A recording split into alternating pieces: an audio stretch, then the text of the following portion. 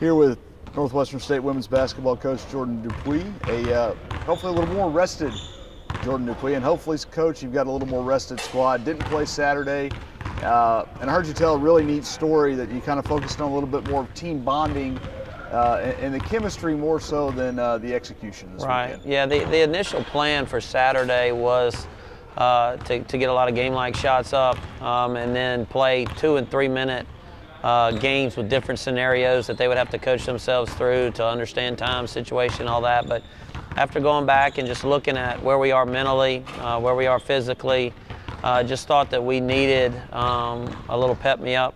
So we came in, none of our trainers knew what we were doing, our strength coach didn't know what we were doing, so everything was normal leading into practice.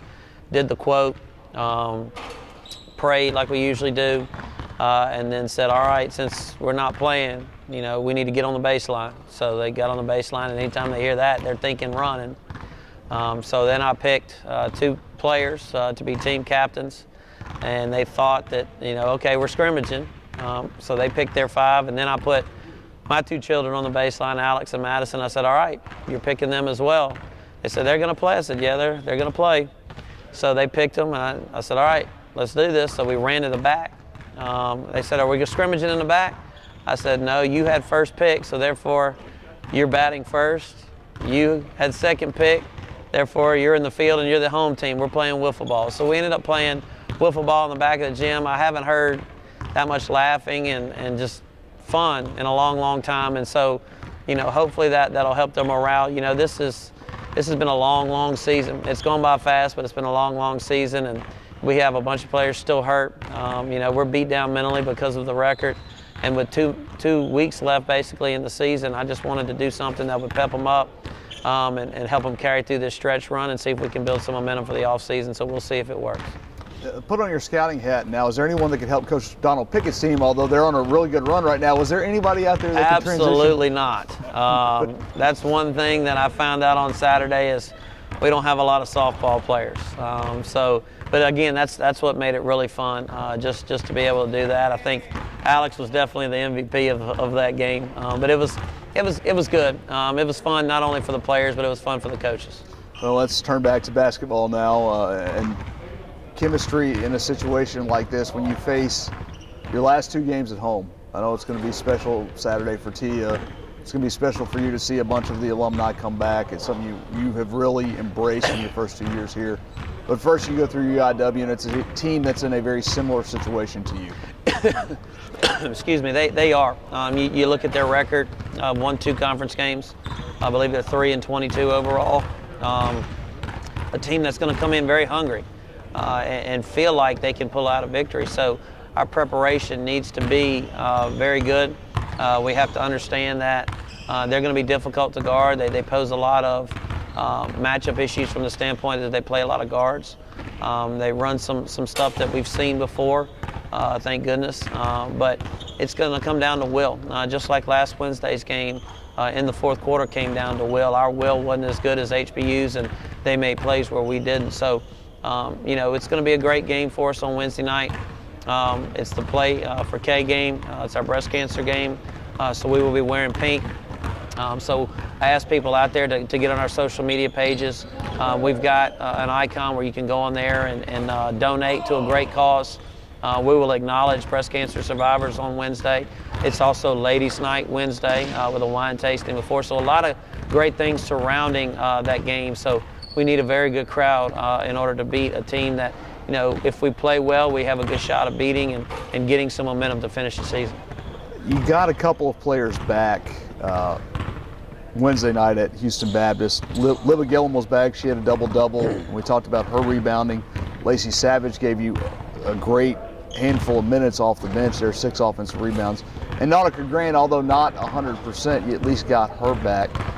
Unfortunately, with this season, it's take 1 step forward and 1 step back because you lost Gabby Bell, and she won't play Wednesday night. Yeah, it's just, again, something that's out of our control. It beats all I've ever seen. I've talked to some other coaches, though, and they've had injuries as well.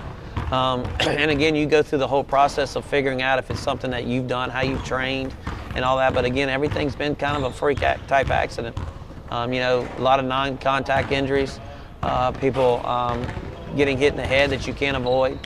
So it's just one of those things you continue to fight through, you continue to build off of. And like I told our team, there's a lot of people playing minutes now that wouldn't have gotten those minutes if we were as healthy as we would have liked to have been. So in the long run, some people are getting some valuable experience, but again, you would like to see it translate into victory. So, yes, we're going to be without Gabby again, without a true, point guard, but it is what it is. We'll try and figure it out. We'll try and piece it together, and hopefully give ourselves a chance to win in the fourth quarter. You look ahead towards Saturday. It's going to be senior night, and sure, it was probably a little different situation for you, and you may have seen it when you were at Southern Miss, kind of as an assistant. When you have a player, when you come in and you've had her for 2 years like you've had for Tia Youngblood, she's your only healthy senior. Yeah. She'll be honored Saturday night, and she's been someone whose impact may not be there statistically, but she's definitely done some really good things for this program since you've been here. Absolutely. She's always been a great representative of what it means to be all about Northwestern, both in the classroom, out in the community, and on the court. And like you said, if you're going to judge everybody's value by statistics, yeah, she didn't have great numbers, but she brings a joy to the practice court every day. Her teammates love her. She works hard. She's that voice in the locker room, that coach in the locker room.